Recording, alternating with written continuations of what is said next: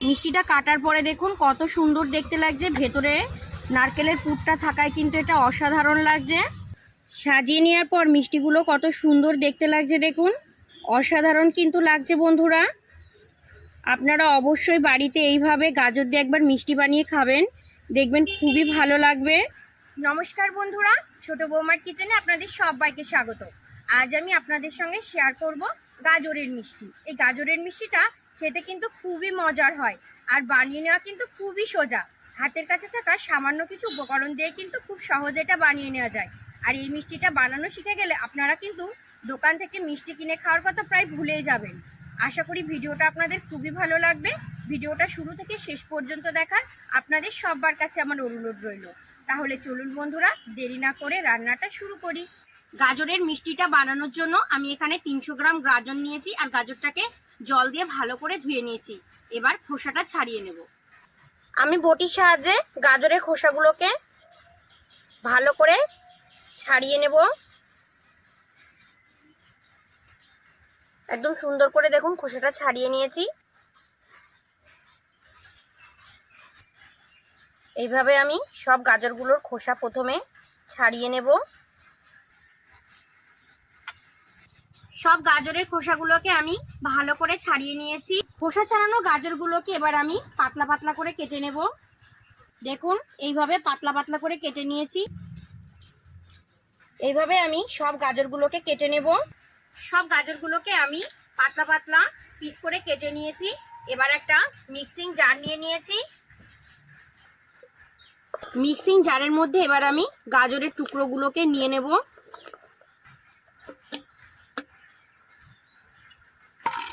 Mixing জারের মধ্যে আমি গাজরের টুকরোগুলোকে দিয়ে দিয়েছি। গাজরের টুকরোগুলোর মধ্যে কিন্তু আমি কোনো জল ব্যবহার করব না। এবার ঢাকা দিয়ে আমি একটু মিক্সিটাকে ঘুরিয়ে নেব। দেখুন কত সুন্দর পেস্ট তৈরি হয়েছে গাজরের, একদম কিন্তু সফট হয়েছে, কোনো দানা নেই এর মধ্যে। দানা থাকলে কিন্তু গাজরের মিষ্টিটা ভালো তৈরি হবে না। এবার এটাকে আমরা একটা বাটির মধ্যে নিয়ে নেব।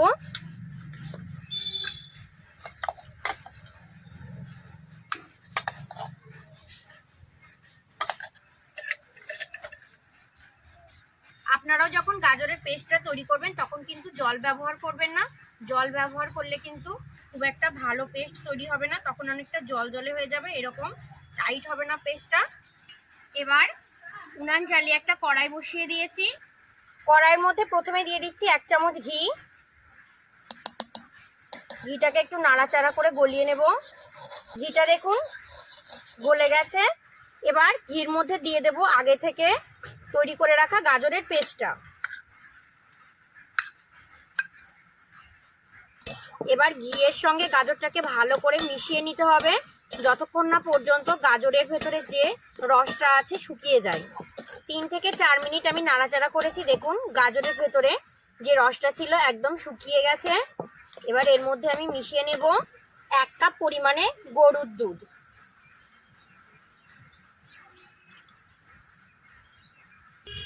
আবারও আমি অনবরত নাড়াচাড়া করতে থাকবো যতক্ষণ না ফুটে উঠবে। 2 থেকে 3 মিনিট হয়ে গেছে, আর দেখুন কত সুন্দর মিশ্রণটা ফুটে উঠেছে। এবার আমি এর মধ্যে দিয়ে দেব 1/2 কাপ পরিমাণে সুজি। আমি এখানে 1 কাপ দুধ দিয়েছি, সেজন্য দিচ্ছি 1/2 কাপ সুজি। আপনারা যে বাটিতে বা যে পাত্র করে দুধটা দেবেন তার অর্ধেক পরিমাণ সুজিটা দেবেন। এবার মিশিয়ে নেব। এই সময় কিন্তু উনানের আঁচটা একদম লো টু মিডিয়াম রাখতে হবে, আর ভালো করে মিশিয়ে নিতে হবে। অনবরত নাড়াচাড়া করে মিশ্রণটাকে একটা ডোয়ের মতো তৈরি করে নিতে হবে। নাড়াচাড়া করতে করতে কিন্তু 3 থেকে 4 মিনিট হয়ে গেছে, আর দেখুন মিশ্রণটা কড়াই থেকে কি সুন্দর উঠে আসছে। আরও কিছু সময় আমি নাড়াচাড়া করে নেব। 6 থেকে 7 মিনিট হয়ে গেছে, আর আমার মিশ্রণটা পুরোপুরি তৈরি হয়ে গেছে, একদম একটা ডোর মতো তৈরি হয়ে গেছে দেখুন। এবার এটাকে আমি নামিয়ে নেব। এই প্লেটের মধ্যে আমি এই মিশ্রণটাকে তুলে নেব। প্লেটের মধ্যে মিশ্রণটাকে নিয়ে নিয়েছি। মিশ্রণটা যেন শুকিয়ে না যায়, এরকম সফট থাকে, সেই জন্য আমি এই প্লেটটা দিয়ে ঢাকা দিয়ে কিছু সময় রেখে দেব। এবার মিষ্টির মধ্যে দেওয়ার জন্য একটা পুর তৈরি করব। সেই জন্য একটা বাটি নিয়ে নিয়েছি। বাটির মধ্যে দিয়ে দিচ্ছি 2 চামচ ড্রাই কোকোনাট, দিয়ে দিচ্ছে বড় চামচের 2 চামচ গুঁড়ো দুধ, দিয়ে দেব পরিমাণ মতো লিকুইড দুধ। এবার এটাকে মেশাতে থাকবো, ভালো করে এটাকে আমি মিশিয়ে নেব, মিশিয়ে একটা পুর তৈরি করে নেব। দেখুন পুরটা আমার তৈরি হয়ে গেছে। এবার এখান থেকে একটু করে পুর নিয়ে হাতের মধ্যে নিয়ে এইভাবে গোল গোল করে বলের মতো তৈরি করে নেব। সব বলগুলো আমার তৈরি করা হয়ে গেছে। আর এই বলগুলো আমি একটা করে গাজরের মিষ্টির মধ্যে দেব, তাহলে মিষ্টির ভেতরে একটা খুব সুন্দর ক্ষীরের স্বাদ আসবে। বলগুলো বানাতে বানাতে এদিকে দেখুন গাজরের মিশ্রণটাও খুব সুন্দর তৈরি হয়ে গেছে।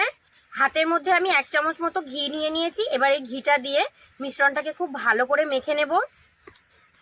গাজর আর সুজির মিশ্রণটাকে আমি খুব ভালো করে মেখে নিয়েছি। এবার এই ডোটা থেকে কিছুটা করে নিয়ে নেব, নিয়ে এইভাবে হাতের মধ্যে একটু গোল করে নেব, তারপর এইভাবে একটু বাটির মতো শেপ দিয়ে নেব। এবার এর মধ্যে যে নারকেলের বল তৈরি করে রেখেছিলাম একটা করে দিয়ে ভালো করে মুখটা বন্ধ করে দেব। এইভাবে একটু গোল করে নেব, খুব ভালো করে করতে হবে গোলটা, দিয়ে হালকা করে তালুর সাহায্যে একটু চেপে দিতে হবে। আমি এইভাবেই তৈরি করব। আপনারা চাইলে বলগুলোকে গোল করেও তৈরি করতে পারেন, আবার অনেকটা লম্বা মানে সিলিন্ডারের মতো করেও তৈরি করতে পারেন। একটা মিষ্টি আমি তৈরি করে নিয়েছি, রেখে দিচ্ছি। আবারও কিছুটা নিয়ে নেব হাতের মধ্যে। এইভাবে প্রথমে আমি গোল করে নেব, তারপর এইভাবে একটু বাটি শেপ দিয়ে নেব। এবার আগে থেকে তৈরি করে রাখা নারকেলের বলটা মাঝখানে দিয়ে দেব, আবারও মুখটা বন্ধ করে নেব, নিয়ে আবার একটু গোল করে নেব। আবারও তালুর সাহায্যে হালকা করে আমি চ্যাপটা করে নেব। দেখুন আর একটা মিষ্টিকেও আমি একইভাবে তৈরি করে নিয়েছি, এটাকেও রেখে দিচ্ছি। আর একটা মিষ্টিও আমার তৈরি হয়ে গেছে, এটাকেও আমি রেখে দিচ্ছি। সব মিষ্টিগুলোকে দেখুন আমি তৈরি করে নিয়েছি। মিষ্টিগুলো কিন্তু খুব সুন্দর তৈরি হয়েছে, চারিপাশে একটু কিন্তু ফাটা নেই, একদম প্লেন হয়েছে। সুজিটা গরম থাকতে থাকতে একটু তৈরি করে নিলে খুব সুন্দর তৈরি হবে। মিষ্টিগুলোকে এবার ভেজে নেব, সেজন্য উনানটা জ্বালিয়ে নেব। মিষ্টিগুলোকে ভাজার জন্য উনানটা জ্বালিয়ে একটা কড়াই বসিয়ে দিয়েছি। এবার কড়াইয়ের মধ্যে দিয়ে দেব কিছুটা সাদা তেল। আপনারা চাইলে কিন্তু মিষ্টিগুলো ঘিতেও ভাজতে পারেন, ঘিতে ভাজলে খুব সুন্দর খেতে হবে। আমি সাদা তেলে ভেজে নিচ্ছি। তেলটা পুরোপুরি মিষ্টিগুলো ভাজার জন্য গরম হয়ে গেছে। আমি একটা একটা করে মিষ্টি দিয়ে দেব।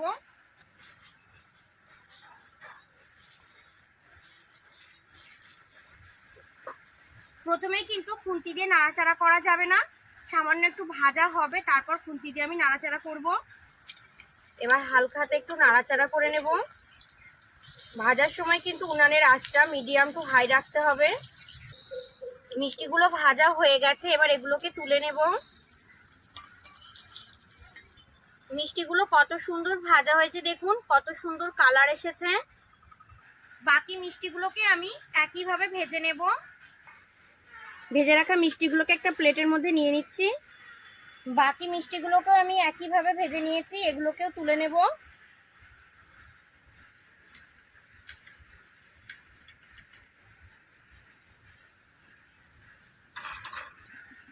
আবারও উনান জ্বালিয়ে একটা কড়াই বসিয়ে দিয়েছি। কড়াইয়ের মধ্যে দিয়ে দিচ্ছি 1 কাপ পরিমাণে চিনি। আমি এখানে 1 কাপ পরিমাণে চিনি নিয়েছি, সেজন্য দিয়ে দিচ্ছি 1/2 কাপ পরিমাণে জল। এখানে আমি কোনো এক তারের রস তৈরি করবো না, শুধুমাত্র চিনিটা জলের সঙ্গে মিশে যাওয়া পর্যন্ত অপেক্ষা করব। চিনিটা জলের সঙ্গে ভালো করে মিশে গেছে, দেখুন। 2টো এলাচ আমি ফাটিয়ে নিয়েছি, এবারে রসের মধ্যে দিয়ে দেব। আবারও জাল দিয়ে আমি 3 থেকে 4 মিনিট রসটাকে ভালো করে জাল করে নেব। 3 থেকে 4 মিনিট হয়ে গেছে, রসটা তৈরি হয়ে গেছে। রসটা এইভাবে ধরলে একটা বেশ আঠা আঠা চিটচিটে ভাব আসছে, তার মানে রসটা আমার পুরোপুরি তৈরি হয়ে গেছে। এবার রসের মধ্যে আগে থেকে ভেজে রাখা মিষ্টিগুলোকে দিয়ে দেব।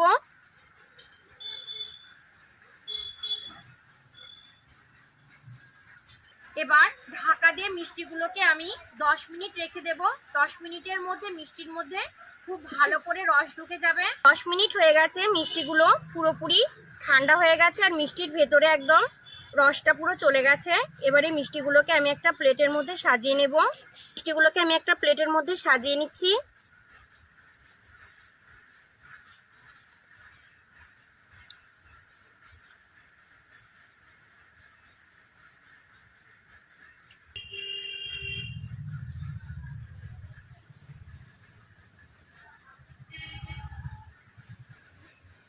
সাজিয়ে নেওয়ার পর মিষ্টিগুলো কত সুন্দর দেখতে লাগছে দেখুন, অসাধারণ কিন্তু লাগছে বন্ধুরা। আপনারা অবশ্যই বাড়িতে এইভাবে গাজর দিয়ে একবার মিষ্টি বানিয়ে খাবেন, দেখবেন খুবই ভালো লাগবে, অপূর্ব কিন্তু দেখতে লাগছে। ভেতরে যে পুরটা দিয়েছি তার জন্য কিন্তু এটা অসাধারণ লাগবে। এবার একটা মিষ্টি আমি আপনাদের কেটে দেখাচ্ছি, দেখুন কত সুন্দর হয়েছে, একদম অসাধারণ কিন্তু দেখতে লাগছে।